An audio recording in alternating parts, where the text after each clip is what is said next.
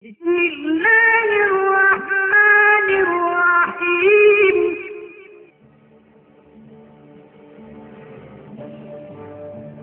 Rəhimli və mərhəmətli Allahın adıyla. Şəri məsələlər İslam dininin bir sıra əməli göstərişlərindən ibarətdir.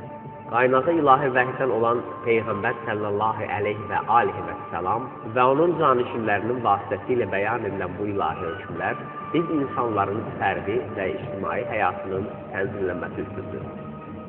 Peyğəmbər və imamların etibarlı şagirdləri və böyük şiə alimləri keçmiş zamandan indiyədək bu böyük mirasın bizə yetişməsində əllərindən gələni əsirgəməmişlər.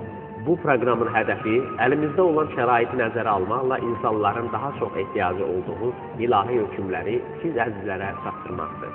Bütün deyilən hökmlər alimlərin fətvalarına əsaslanır.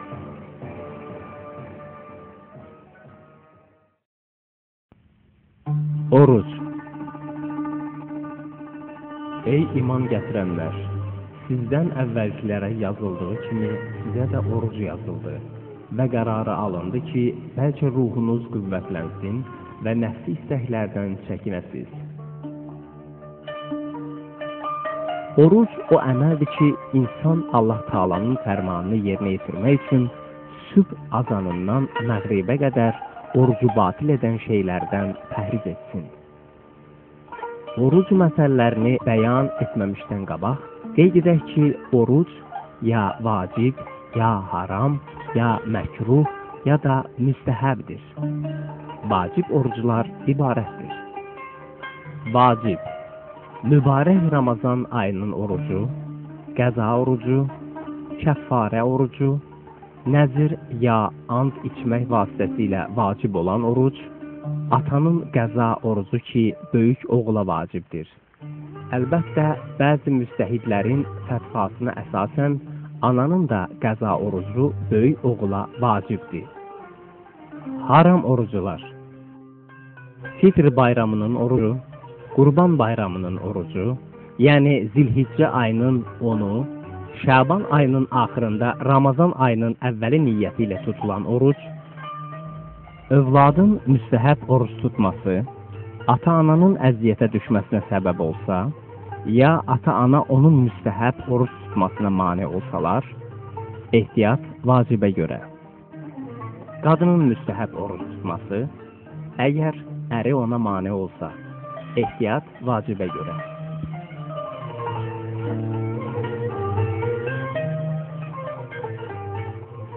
Məkruh oruclar. Atanın icazəsi olmadan tutduğu müstəhəb orucu, Aşura günü tutulan oruc, Ərəfə günü tutulan oruc, əgər o günün dualarını oxumağa mane olarsa, Qurban bayramının ya Ərəfə gününün olmasında şəkk olan günün orucu.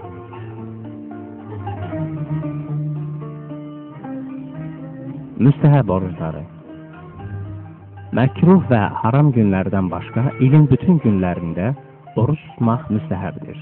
Amma bəzi günlərdə oruç tutmaq üçün daha artıq sifariş olunmuşdur. O cümlədən hər qəməri ayının 1-ci və axırıncı cümə axşamı günləri, ayın 10-undan sonra olan 1-ci çərşənbə, hər ayın 13-ü, 14-ü və 15-ci günləri, Rəcəb və Şaban aylarının bütün günləri, hətta bəzi və ya bir günü olsa da belə. Zilhiccə ayının 1-dən 10-una qədər, Qədirxum bayramı günü, Peyğəmbər sallallahu əleyhi və alihi və səlamın beysəti, yəni Peyğəmbərliyə seçildiyi gün, 27 Rəcəb günü və s. Orucun niyyəti. Oruc gərək Allahın fərmanına əsasən əməl edilsin. Nəinki başqa hədəflərlə, diyeta, özünü göstərmək və s. Orucun niyyətini dilə gətirmək vacib deyil. Təki Allahın rizasına sübh azanından məğribə qədər orucu batil edən işləri görməyəsən. Allahın rizasına sübh azanından məğribə qədər orucu batil edən işlər görülməsin. Müstəhəb orucun niyyəti vaxtı. Əgər gecənin əvvəlindən niyyət edilsə ki, sabah sübh anından şam azanına qədər oruc olacaq, niyyəti səhihdir. və habelə sübh azanına qədər niyyət olunmasa və şam azanına qədər orucu batil edən işlərdən görülməsə, şam azanına qədər hər vaxt niyyət etsə, orucu səhihdir.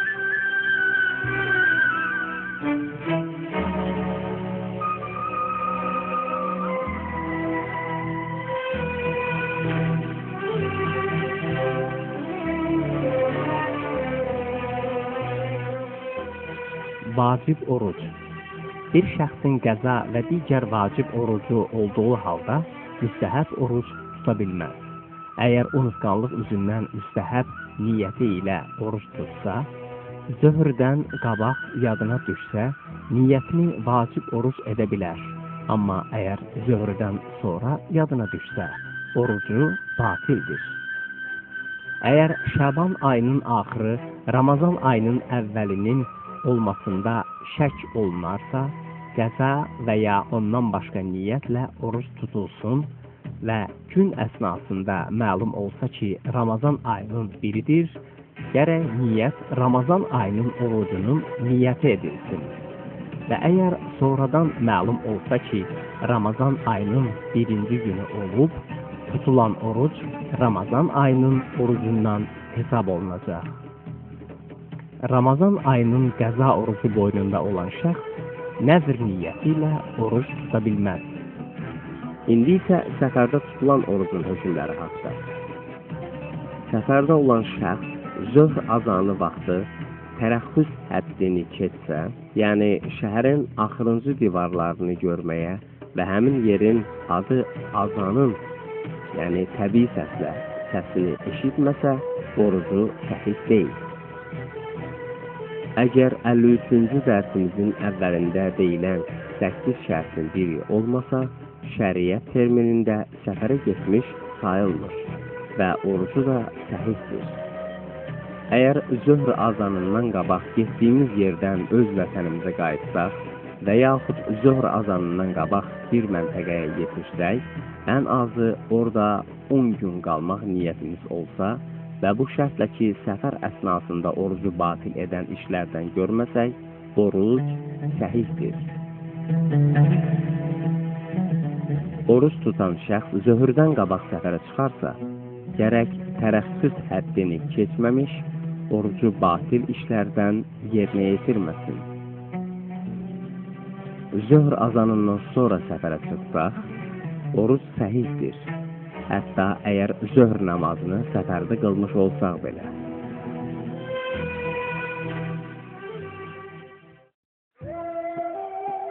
Orucu batil edən şeylər. Orucu batil edən hər bir şeyin özünə məxsus hökmü var. Bu dərsdə onları izah edəcəyik. Əvvəl bu ümumi hökmü demək lazımdır ki, orucu batil edən şeylərin hər biri səhvən yerinə yetirilirsə, orucu batil etmir. Oruc tutan şəxs bilərəkdən yesə və yaxud içsə və ya dişinin arasında qalan yemək qalığını utsa, orucu batildir. Hərçənd ki, bu iş namazı batil etmir. Deməli, unutqanlıq və ya şiddətli və dözülməz zəiflik üzündən o zəifliyi aradan aparacaq qədər yemək və içmək orucu batil etmir. Habelə ağız suyunu udmaq, hətta əgər turşuluq və sairəni xəyala gətirməklə ağızda su da olsa belə onu udmaq orucu batil etməz. Baş və sinədən gələn suyun bəlğəm və burun suyu ağız boşluğuna çatmamaq şərti ilə udsa, orucu batil olmaz.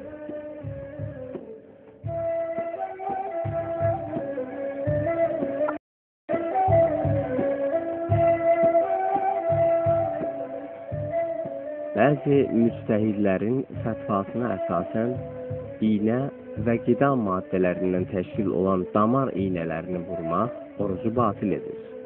Amma bədən üzvlərini keyləşdirən iynənin eybi yoxdur.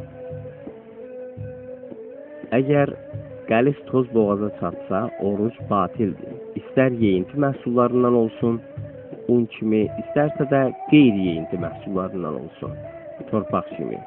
Amma əgər toz qəliz olmasa və yaxud boğaza çatmasa, orucu batil etməz.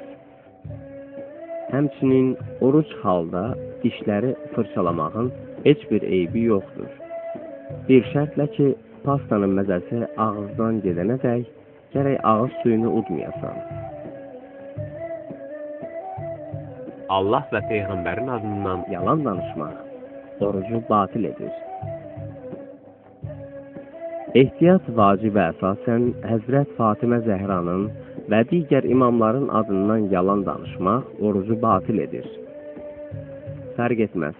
Bu yalan onların dedikləri və ya rəftarları barəsində istər gözlə, yazmaqla və ya işarə və bundan başqa kimi şeylərlə olsa belə. Amma başqalarına istinad edərək deməyin eybi yoxdur, hətta sonradan yalan olduğu məlum olsa belə.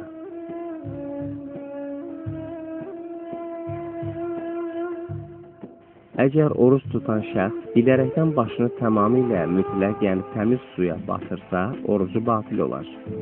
Amma muzaf, yəni qarışıq suya və başqa mayelərə başı batırmağın eybi yoxdur. Və əgər ixtiyarsız olaraq yaxud oruc olduğunu unudaraq başını tamamilə ya bir qismini suya salsa, oruc batil olmaz. Bilməliyik ki, Ramazan ayının orucunda qüsl etmək üçün başımızı bilərəkdən suya salsaq, orucumuz və həmçinin də qüslumuz belə batil olacaq. Bilərəkdən qusmaq orucu batil edər, hərçənd xəstəlik yüzündən olsa belə. Amma